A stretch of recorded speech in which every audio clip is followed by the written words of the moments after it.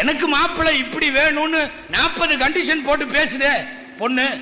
எந்த காலத்துல நம்ம வீட்டுல பேசினாங்க அப்படி?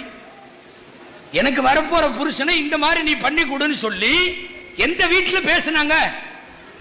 இமாம் புகாரி ரஹ்மத்துல்லாஹி அலைஹி திருமணம் சம்பந்தமான பாடத்துல இந்த மாப்பிள்ளைய உனக்கு கட்டி வைக்கிறோம் சம்மதிக்கிறீங்களான்னு அதுல ஒரு ஹதீஸ் பதிவு செய்வாங்க.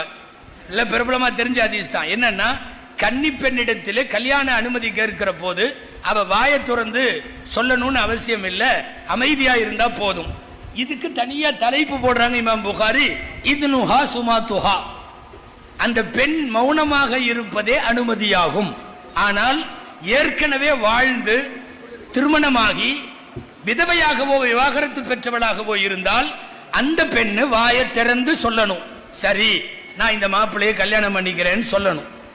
கன்னி பெண்களுடைய மௌனத்தை அனுமதியாக இந்த மார்க்கம் எடுப்பதற்கு என்ன காரணம்னா, அவ்வளவு சீக்கிரமா கல்யாண விஷயத்தை கன்னி பெண்கள் பேச மாட்டாங்க.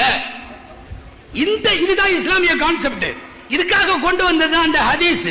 ஆனா இன்னைக்கு என்ன தெரியுமா, 40 கண்டிஷன் அந்த புள்ள பேசுது.